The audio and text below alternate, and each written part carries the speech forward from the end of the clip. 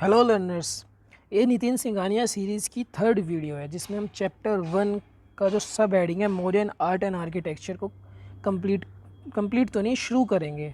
हमने इससे पहले जो पहली दो वीडियो हैं उसमें हमने हड़प्पन सिविलाइजेशन की आर्किटेक्चर, स्कल्पचर और पोट्री वाले सेक्शन को हमने बिल्कुल कंप्लीट कर दिया है।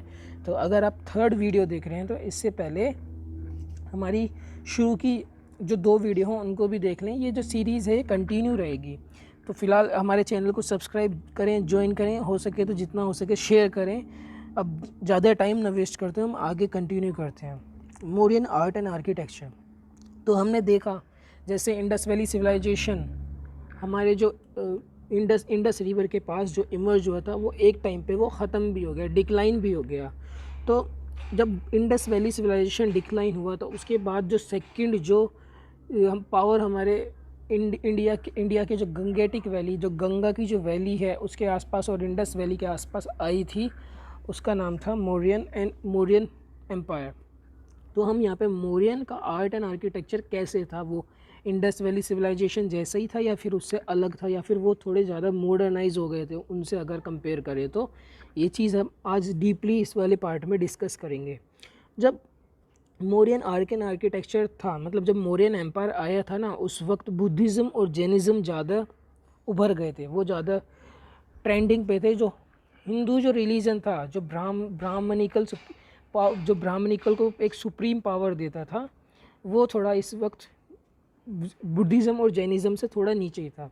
जो मौर्यन रूलर्स थे उन्होंने बुद्धिज़्म और जैनिज़्म्स को अपना लिया था, तो उन्होंने उस तरीके की चीज़ों को ज़्यादा ध्यान दिया था जो उस धर्म से रिलेटेड थी। 4th सेंचुरी बीसी की ये बात हो रही है। तो जो मौर्यन एम्पायर था वो गंगा की वैली, गंगा का जो प्लेन है वहीं आसपास उसके चारों तरफ ही वहाँ पे इमर्ज हुआ था। तो उसके ऊपर जो आर्किटेक्चर और स्कल्पचर का जो सीन था वो बिल्कुल चेंज हो गया था, नई नई चीज़ें आ रही थी। जो रूलर्स थे, जो मौर्यन एम्पायर के रूलर थे, वो ज़्यादातर क्षेत्रीय थे। वो क्षेत्रीय रूलर इसलिए थे क्योंकि वो एक तो हिंदुइज्म में ये था कि वर्ण सिस्टम था जिसमें 4 अलग अलग वर्ण में लोगों को बांट रखा था, ब्राह्मण, क्षत्रिय, वैश्य और शूद्र। तो वो क्षेत्रीय रूलर थे। क्षेत्रीय का जो काम था ना वो ज़्यादातर शुरू से ब्राह्मण तो खैर नंबर 1 पे थे, वो सेकंड नंबर पे थे। वो अच्छे लड़ाई करने के काम आते थे। जो भी उनका टेरिटरी होता था वो उसमें एक वॉर के तौर पे, एक सोल्जर के तौर पे उनको काम में लेते थे। तो काफ़ी ज़्यादा वो पावरफुल हो गए थे। तो उन्होंने ही ओवरटेक करके बुद्धिज़्म और जैनिज़्म को अपना लिया और अपना उस तरीके की चीज़ें ही स्कल्पचर के तौर पे, उस तरीके के स्कल्पचर, उसी तरीके की उन्होंने पोट्री, हर चीज़ फिर एक अलग ही तरीके की दिखने लग गई थी, जो हिंदुइज़्म से बिल्कुल अलग थी, जो बुद्धिज़्म और जैनिज़्म को दर्शा रही थी। चेंज आ गया था बहुत बड़ा आर्किटेक्चर स्कल्पचर की फील्ड में। तो हम मौर्यन की बात करें कि जो मौर्यन का जो क्लासिफिकेशन करते हैं, उनके हम आर्ट एंड आर्किटेक्चर का जो क्लासिफिकेशन करते हैं वो इस तरह करेंगे। मौर्यन आर्ट, सबसे पहले हम कोर्ट आर्ट करेंगे। कोर्ट आर्ट क्या मतलब, जो कोर्ट के जो लोग, जो राजा महाराजा थे, उन्होंने क्या बनवाया, हम उसकी बात करेंगे। उसके बाद जो पीपल थे, इंडिविजुअल थे, जो आर्टिस्ट वगैरह थे, जो आर्किटेक्चर थे, उन्होंने इंडिविजुअली क्या काम किए। दो तरीके, हर जगह पे क्या होता था भैया कि एक तो राजा है, राजा के अंडर में क्या काम हो रहा है, और वहाँ के जो नॉर्मल कॉमन पीपल हैं उन्होंने क्या काम करा, वो दोनों चीज़ ही देखी जाएगी। क्योंकि सिर्फ ये भी नहीं है कि जो राजा ने काम करा वही बस इकलौता काम था। तो लोग अपना पर्सनली भी अपने ट्रेडिंग के लिए कुछ बना के बेच रहे थे, कुछ हैंडीक्राफ्ट थे, वो सब चीज़ें भी देखना बहुत ज़रूरी है। तो राजा ने सबसे पहले मेन है पैलेसेस बनवाए। उसके बाद मौर्यन के पिलर्स काफ़ी ज़्यादा फेमस थे। मौर्यंस के जो रूलर थे उनको पिलर्स बनवाने का बहुत शौक था। स्तूपास भी वहाँ पे बहुत फेमस माने जाते थे। स्तूपास क्या होते हैं, ये सब चीज़ें हम आगे सही से डिस्कस करेंगे। लेकिन जो पॉपुलर इंडिविजुअल थे, जो वहाँ की पब्लिक, जो वहाँ के नॉर्म कॉमन पर्सन थे, उन्होंने क्या बनवाया, उन्होंने केव्स, पोट्री और स्कल्पचर्स वगैरह वहाँ के नॉर्मल इंडिविजुअल लोगों ने बनाया था। अब हम कोर्ट आर्ट की बात करते हैं कि राजा ने क्या बनवाया। सबसे पहले राजा ने क्या बनवाया था, पैलेसिस। हम पैलेसिस की बात करते हैं। पैलेसिस में क्या कहते हैं, तो मौर्यन एम्पायर जो था वो सबसे पहला इतना पावरफुल एम्पायर था जो इंडिया में पावर में आया था। उनकी कैपिटल थी पाटलिपुत्र में, लेकिन एक पैलेस था कुम्हरार। कुम्हरार का जो पैलेस था वो काफ़ी ज़्यादा फेमस था वहाँ पे, जो उनकी ताकत को दर्शाता था। मतलब उस पैलेस से ये अंदाज़ा लगाया जा सकता था कि कितने पावरफुल एम्पायर है। चंद्रगुप्त मौर्य का जो पैलेस है वो आर्किमेडिक पैलेसिस से ज़्यादा इंस्पायर हो रखा था। मतलब ईरान में जो उस वक्त जो ईरान में जो पैलेसिस बनते थे उनको बोलते थे हम आर्किमिडीज स्ट्रक्चर, आर्किमिडीज आर्किटेक्चर बोल सकते हैं। वो उससे ज़्यादा इंस्पायर था। मतलब उस टाइप का जो पैलेस चंद्रगुप्त मौर्य ने काफ़ी बनवाए थे। मेगास्थनीज एक ट्रैवलर है। मेगास्थनीज जो है एक ट्रैवलर है जो इंडिया में घूमने आए थे। उस वक्त क्या होता था ना, जो बाहर के जो देश थे उनसे ट्रैवलर्स आते थे, नए नए देश में आते थे, वहाँ के देश के बारे में वो किताब लिखते थे, वहाँ के देश के बारे में अपने देश को जाके बताते थे। तो मेगास्थनीज जब आए थे उन्होंने बताया था कि सबसे बड़ी क्रिएशन अगर मैनकाइंड में आदमियों ने करी है तो वो पैलेस है जो इंडिया में इतने खूबसूरत, इतने विशाल हुआ करते थे उस ज़माने के पैलेसेस।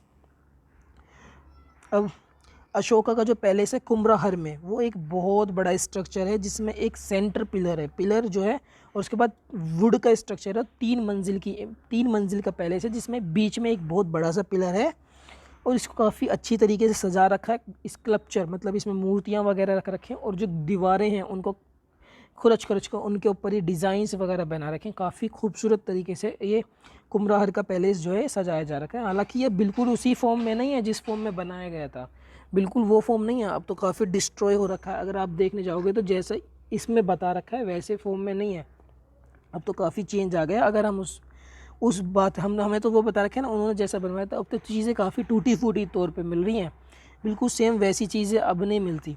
अब पिलर्स बनाने का मौर्यन एम्पायर में बहुत बड़ा ट्रेंड था। पिलर्स को लेके इतना सीरियस होते थे कि बहुत पिलर्स पाएंगे। ये क्या करते थे, अपने पिलर्स बनवा के उसके ऊपर लिखवाते थे जो जो इन्होंने बड़े बड़े काम करे हैं, जो जो जगह इन्होंने जीती हैं, जो जो जंग इन्होंने जीती हैं, ये सब चीज़ें ये पिलर्स के ऊपर लिखवाते थे। और अपने बारे में अपनी बायोग्राफी, मतलब अपनी जो लाइफ है उसके काफ़ी अच्छे अच्छे जो इनके पल होते थे वो सब ये लिखते थे। कुछ बुरे पल भी लिखते थे, जैसे कहीं लड़ाई में हार गए या फिर कहीं ज़्यादा लोगों की मौत हो गई, ये सब चीज़ें भी पिलर्स पे लिखते थे। During the time of Ashoka inscriptions of pillars as a symbol of state or to the commemorate battle victories assume a great significance।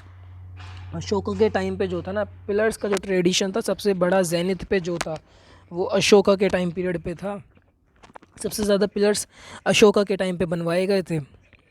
ये सिंबल करते थे, मतलब पिलर्स से ये होता था जैसे जो पावर राजा में होती थी वो पिलर्स जितने खूबसूरत, जितने विशाल, जितने बड़े होते थे वो पावर को दर्शाते थे। और जो बैटल में जो जीत के आते थे वो सब चीज़ें ये पिलर्स के ऊपर लिखते थे। और काफ़ी ऐसे पिलर्स हैं जिसमें उस ज़माने की पोएम्स वगैरह भी पाई गई थी। पिलर्स की अगर हम हाइट की बात करें तो एवरेज हाइट 40 फीट होती थी। चूनार एक सैंडस्टोन है, उससे ये मिलके बनाते थे। और इनमें 4 पार्ट होते थे। जो पूरा पिलर जो था ना वो एक ही रॉक से नहीं बनता था। एक जो मैंने अभी बताया था ईरान का जो आर्किमेडिस होता था, वहाँ का जो स्ट्रक्चर टाइप है जिसमें पिलर्स बनते थे, वो क्या थे, वो तो सिर्फ एक ही पत्थर को काट काट के कार्व कर करके वो पूरा पिलर तैयार कर देते। लेकिन जो मौर्यन एम्पायर का जो पिलर था वो सिर्फ एक ही पत्थर से नहीं बनता था, इसमें 4 पार्ट्स होते थे, अलग अलग पत्थर होते थे। एक शाफ्ट होती थी लंबी सी जिसमें एक बेस होता था। मोनोलिथ, ये जो शाफ्ट होती थी ये एक ही स्टोन से बनती थी। एक स्टोन का मतलब मोनोलिथ, लिथ का मतलब होता है स्टोन, मोनो का मतलब होता है एक। ऑन टॉप ऑफ इट ले the capital which was earlier lotus shaped. जो पिलर का जो शाफ्ट है, मतलब एक जो लंबा सा जो पत्थर काट के मोनोलिथ से बना रखा है शाफ्ट, उसके नीचे तो एक बेस है, लेकिन जो उसके ऊपर का जो हिस्सा है उसको बोलते थे कैपिटल। कैपिटल में मतलब अलग अलग डिज़ाइन देते थे, जैसे कहीं लोटस शेप दे दिया, कहीं बेल शेप दे दिया। ये जो कैपिटल्स बनाने का जो इन्होंने तरीका था, ये तरीका था ईरान के पिलर्स से ही इन्होंने इंस्पायर होकर बनाया था, जिसको ये काफ़ी पॉलिश कर देते थे और काफ़ी अच्छी फिनिश मिलती थी। कैपिटल के ऊपर है एक सर्कुलर बेस, सर्कुलर या फिर रेक्टेंगुलर भी पाए गए थे कहीं कहीं, जिसको हम एबेकस बोलते थे, जिसपे एनिमल फिगर्स बनाई जाती थी। अब हम अगले स्लाइड में देखते हैं वो किस तरीके के होते थे। देखो सबसे पहले सबसे नीचे जो है ये रहा, सबसे नीचे ये शाफ्ट हो गया, ये लोटस शेप कैपिटल हो गई, इसके बाद ये एबेकस हो गया। अब उसके ऊपर जो है एनिमल फिगर्स बना रखे हैं, जो अलग अलग तरीके की फिगर्स होती थी जो ये बनाते थे पिलर्स के ऊपर। एग्जाम्पल, ये तो एक तो हमारा लोरिया नंदागढ़ पिलर इन चंपारण कहाँ पर है, ये है, मुझे कमेंट करके बताओ। चंपारण में एक लोरिया नंदागढ़ पिलर है, वो काफ़ी ज़्यादा फेमस है। सारनाथ पिलर नियर बनारसी, बनारस जो आज के टाइम का है, उसमें जो पिलर है वो भी काफ़ी ज़्यादा फेमस है। नेशनल एम्बलम जो है ना, the abacus animal part of the Sarnath pillar का जो ये पार्ट है, जो एबेकस सारनाथ पिलर जो बनारसी के पास है, उसका जो एबेकस है और उसका जो एनिमल पार्ट है वो हमारा नेशनल एम्बलम है, जिस पे 4 जानवर बने हुए हैं। एक तो बुल, एक हॉर्स, एक एलिफेंट, एक लॉयन। ये अलग अलग जगह पे इन्होंने फेस कर रखा है। एलिफेंट का क्या मतलब है? Dream of queen Maya. The elephant depicts the dream of Queen Maya, a white elephant entering her womb. The bull depicts the, ये एक वो है, जटा का टेल है, द क्वीन ऑफ ड्रीम्स के नाम से। हालांकि ये आपके काम की नहीं है, ये जब इसका पार्ट आएगा तब बताएंगे। फिलहाल आपको बस ये याद रखना है कि नेशनल एम्बलम में कौन कौन से जानवर बन रहे हैं, वो बस आपको याद रखना है। उसकी स्क्रिप्ट कौन सी है, जो उसके ऊपर स्क्रिप्ट लिख रही है वो देवनागरी स्क्रिप्ट है, वो आपको याद रखना है। अगला पार्ट जो है स्टूपा। स्टूपा खुद में काफ़ी वाइड पार्ट है और काफ़ी इंपॉर्टेंट भी है, तो इसको हम नेक्स्ट वीडियो में कंटिन्यू करेंगे। नेक्स्ट वीडियो बहुत जल्दी आएगी। वीडियो थोड़ी छोटी बनाई जा रही है, लेकिन वीडियो जल्दी जल्दी निकलेंगी अब। तो अभी हम फ़िलहाल के लिए अभी ख़त्म करते हैं, और वीडियो को लाइक करें, कमेंट करें और जितना हो सके शेयर करें। Thank you so much.